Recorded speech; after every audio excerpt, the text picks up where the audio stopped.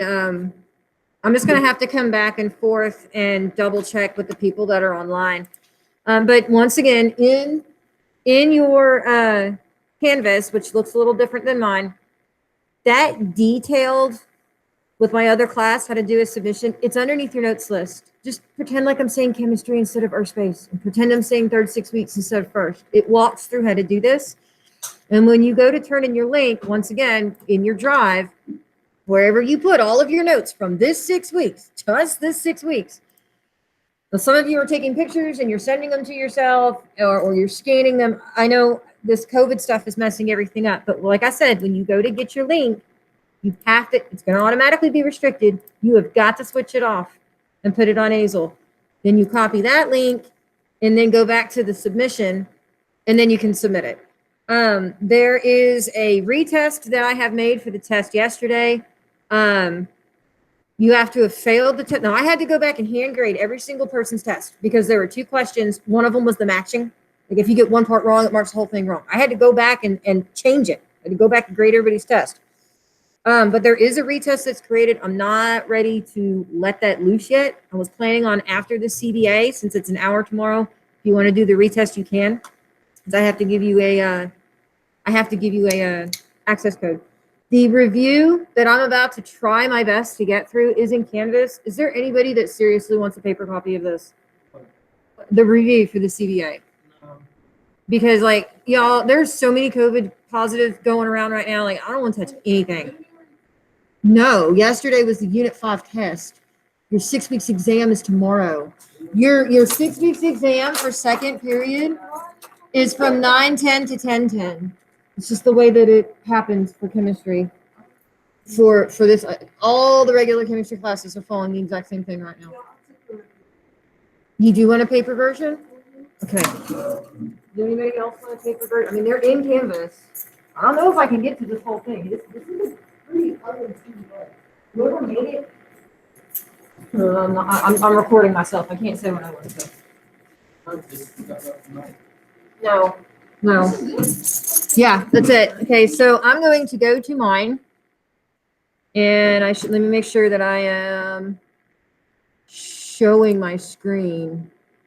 Am I showing my screen? Yes, I am. Sorry, I'm not trying. I don't try to open up the portal to hell when I do that. It's just the way it. No, it's like really annoying. It's really annoying. Do what? You want a paper copy? Yeah, I will try my best to get through this.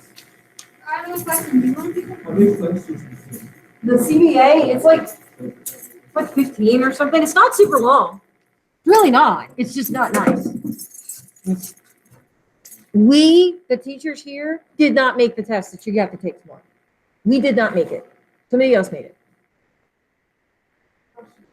Okay, so no, we're not gonna go find anybody. All right, so the first part of this CBA is not that bad.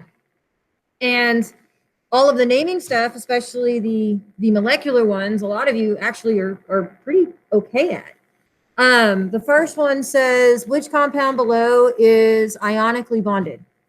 Okay, if it's an ionic compound, it's a metal and a non-metal. Metals are to the left of that staircase except for hydrogen. And the only one on here that is to the left of the compound, or to the left of the staircase, I thought I had a highlighter on here, but I don't, is going to be letter C. Okay, I'm going to make this caps lock. Sulfur and phosphorus are off to the right of that staircase. Remember, hydrogen's a non-metal too. If it starts with a non-metal, then it's covalent. Those are the ones that use prefixes. If it starts with a metal, which are all these guys, not hydrogen, then it's ionic, and those are the ones that need charges and Roman numerals sometimes, and you crisscross, and they're a lot more complicated. Which type of bond can conduct electricity as a solid? Okay, specifically in the solid state. In order to conduct electricity, if it's ionic, it has to be in the liquid state or the molten state. So that doesn't count. Can a metal conduct electricity, y'all? Yeah. And the answer will end up being C. Yes, what's the question? Was there a question? What? Jared is here.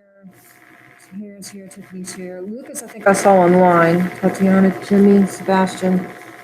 Bailey, Kyle, Robert. Okay, I know that there's a lot of people that are online, and I will come back and double check. But right now, I don't see Robert. Yes. Do I want to who? No, thank you. I honestly, I don't really like, if it's too sweet, it's like overkill. No. Thank you. I do appreciate it, but I'm not a fudge person at all. It's too much. It's too rich. Huh? Oh, I'm sorry. Not C, B. I pushed the wrong button. I apologize. I do see Kyle. I'll come back and double check on mine in just a minute. Wait, what? No, we have 30 minutes, like less than that. Okay. Which compound below is covalently bonded? Covalent is going to start with a non-metal. Well, sodium is a metal. Okay, so that's ionic. That's not right. Is nitrogen a non-metal? Yes. Besides, if you see a prefix, that's this, any prefix, that's going to be molecular or covalent. So this one's B. Where on the periodic table would you find elements in a metallic bond? Yeah, metals are to the left of the staircase. Remember, hydrogen doesn't really count. I mean, it does count. Poor hydrogen gets a bad rap, but not for this. Which type of chemical bond will share electrons? That should be a question mark, not an exclamation point. Which type of chemical bond will share electrons?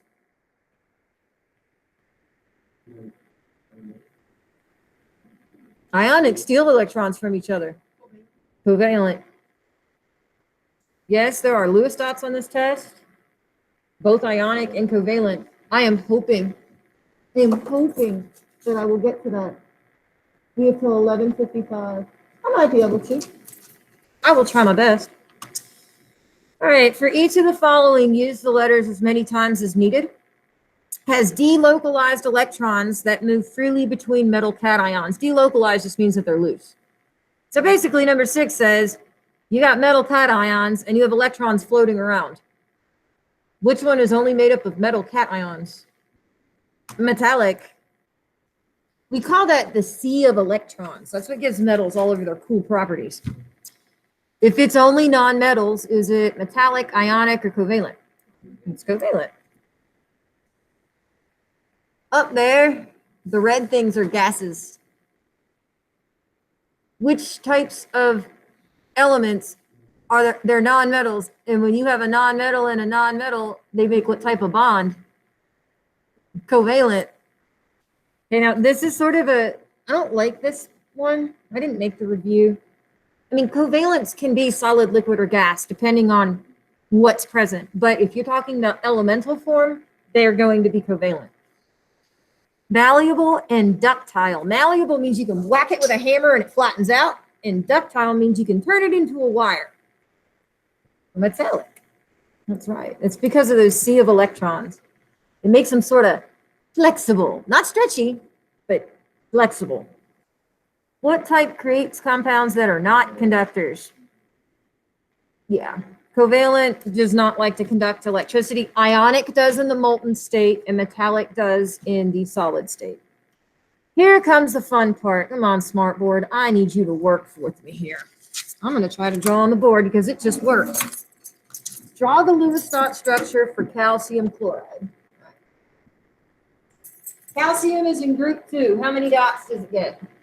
2. Hallelujah. We put one here and we put one here. There are 2 chlorines. Chlorine is in group 7. So how many dots does it get? 7.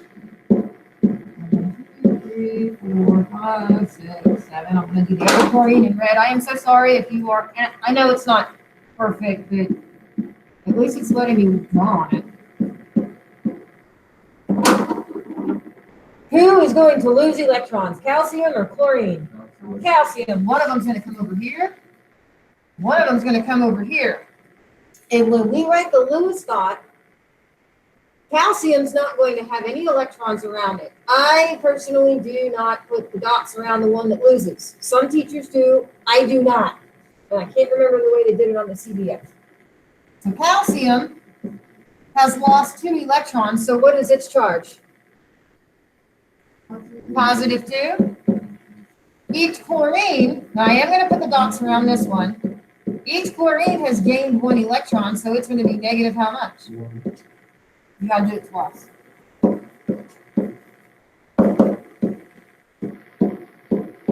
Yes, I know this is so much easier. I guess if you have Cami, that would be your best bet with doing this.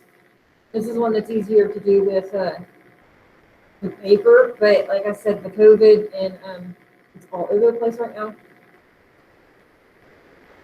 But yeah, you're gonna have Lewis dots on the test. It's just been since before Thanksgiving break. What? What is what? These are easy. Oh, this one's easy. They're all easy. Let me clear the ink. And let me scroll down. 55. That's it. I'm gonna try. It's very short for the review. This is where it's a little bit more complicated. A Lewis dot diagram, see if I can make this a little bigger. For a molecular compound, this is CO2. That is a 2. I know it's hard to read it, but that is what that is. Let me get this all off here. This is the one where we have a little bit of math. It's not hard. Okay, so carbon is in group 4. It has 4 total electrons. I'm gonna do it over here. So we got 4 plus, there's 2 oxygens. Each oxygen has 6. 6 and 6 is 12. Plus 4 is a total of 16. So I have 16 total electrons that I can use to build this compound. Carbon always goes in the middle. And then you're gonna put, normally if we can, we do like north, south, east, west, but in this case, it's just left, right. So I've got an oxygen here, and oxygen here. The first step with doing a molecular Lewis dot is to draw a shared pair of electrons as a bond. Each line represents 2. So I have a total of 16. I just use 2, 4. That means I have 12 more electrons left to put around these things. And we always start with the satellite elements, which are the things that stick out like ears. So I have 12. We're going to do 1, 2, 3, 4, 5, 6, 7, 8, 9, 10, 11, 12. Awesome, I've used them all. The thing with a molecular, though, is carbon has to have a total of 4 bonds. And right now, it's got 2. So we've got oxygen's okay. We've got 2, 4, 6, 8. We've got 2, 4, 6, 8. But carbon only has a total of 4. It needs 8. The way we fix this, we're going to put a pair of electrons here. We're going to put a pair of electrons here. And when I redraw, and I'm gonna have to like draw it in the bottom box because I don't have enough room. And then I'll erase it and we'll do the boron trichloride. You now have a double bond going to each oxygen. And now you've got a total of 4 electrons. It's been a while since we've done this, but we did do this one. You just got to double check. Carbon now has 2, 4, 6, 8. That's, I know online you can't see me pointing at the board, but I did the here. Where's my, here, this is how, if I use my cursor. Carbon has 2, 4, 6, 8, carbon's happy. Oxygen has 2, 4, 6, 8. This one has 2, 4, 6, 8. Everybody has 8. The octet rule is satisfied. Do you remember what this shape is called, what its Vesper shape is? Because those are on the test too. If it's in a straight line, it is called, it's called linear. I have no idea what noise you just made, Jared. That was not it. It's not right. And I know this is a lot to put in the one box. No, this is not for the boron trichloride. I just can't, fit it. Let's do the other one. Okay, boron trichloride. We're not doing that one right now. Boron is in group 3, so it's 3. Each chlorine has 7, so 7 and 7 and 7 is 21. So I have a total of 24 electrons that can be used to make this compound. Boron still goes in the middle. And then I'm going to do the chlorines around it. There's 3 of them. And I'm going to connect each one with a line. That's a total of 2, 4, 6 electrons, 1 for each bond. So I'm going to do 24 minus 6, and I get 18. Wait, yes, 18. I have 18 left. I'm going to start putting these 18 electrons around the chlorine. So I've got 1, 2, 3, 4, 5, 6. 1, 2, 3, 4, 5, 6. 1, 2, 3, 4, 5, 6. This is actually the correct one for boron. Chlorine wants 8. That's its octet. Boron goes down a shell. Boron's closest noble gas is helium. This is weird, but that is its configuration. Now, when you have 3 bonds around it, I need to double check and make sure I'm tell you the right one, so I don't want to tell you the wrong one. This is called trigonal.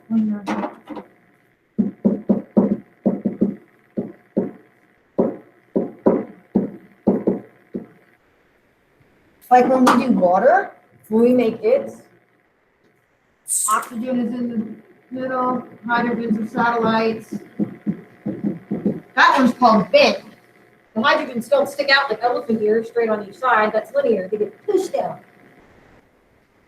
You may want to go back in your Unit 4 notes, and I'll show you exactly what it looks like. Because I have the tab open.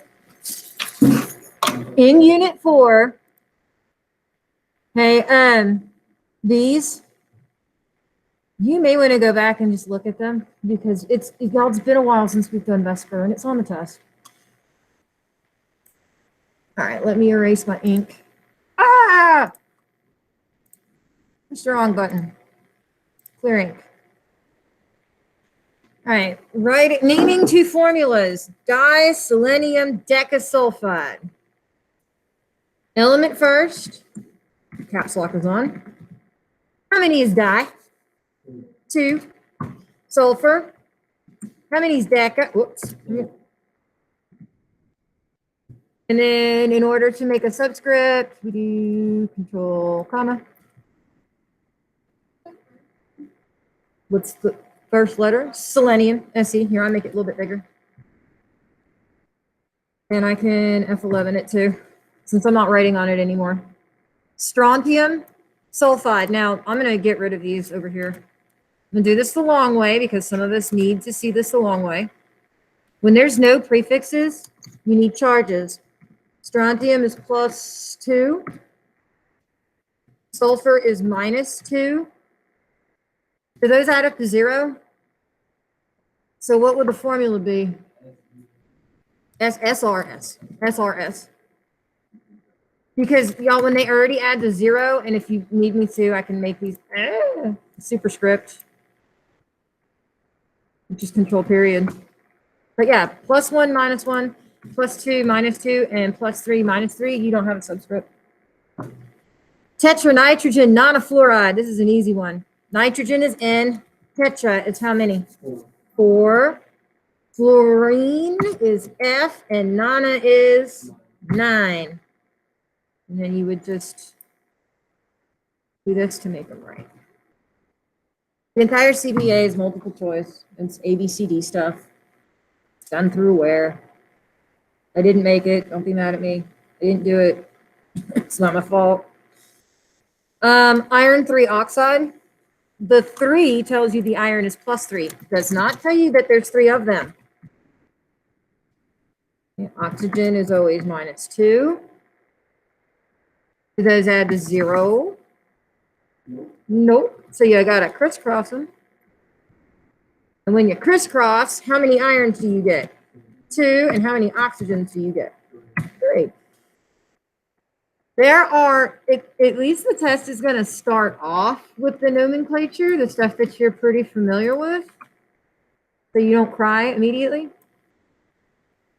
Hexacarbon, carbon is C. Hex is how many? 6. Hydride is hydrogen. Hepta is how many? Pull this up and stop eating in here with all this COVID stuff. pull your mask up and put the poop away. Yes, you need to go wash your hands. How many did you say Hepta was?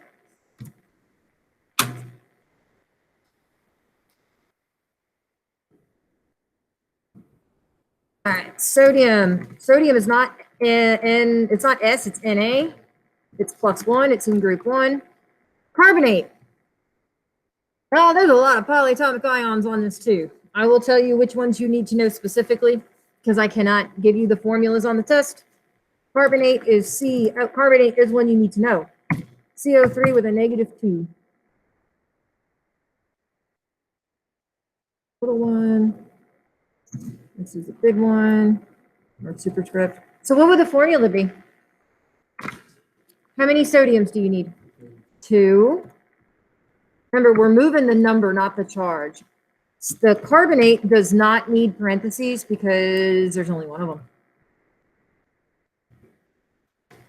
So for your information, the 4 polyatomic ions that I noticed, and I may have missed one, you need to go back and make sure you know the formula for carbonate, which is CO3 - 2. You need to know phosphate, which is PO4 - 3. Hydroxide, which is OH - 1, and chromate, which is CrO4 - 2. I'm just telling you, like, I can't give them to you on the board. I can't give them to you on the test, but you need to know them to build compounds. It's those specific ones. Okay, name the following ionic compounds, spell correctly. What is Al? Aluminum. It does not need a Roman numeral because it's always +3. NO3, is that nitrate or nitrite? Nitrate with an A. Nitrite would be NO2. They both are -1. Okay, that doesn't change.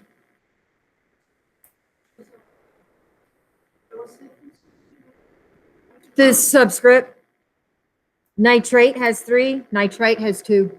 Other than that, they're the exact same thing. Same charge. Li is lithium. Lithium does not need a Roman numeral. What does oxygen change into? Oxide. This whole little group is ionic. Now this one's a little bit more complicated. I know this is tin. I know tin needs a Roman numeral, so I'm going to come back to that. I know the oxygen changes to oxide. The way that we do this, there are 2 oxygens. Each one is -2. 2 times -2, which is -4. So that means that if the negative side is -4, then the positive side has to be +4. So you take the whole charge and divide it by how many. There's no subscript. So how do we do +4 in this room? 5, that's right. It's 1 before 5, which is 4.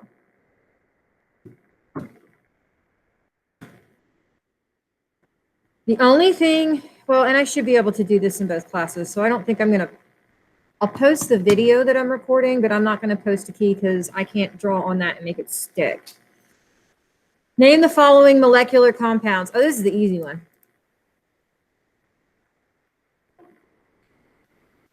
Okay, whoops. Se is selenium, but I have to say 5. How do we say 5? Penta. Selenium. You do not change the first one's ending. How do we say 9? Nana, but we drop the A with oxygen, so non-oxide.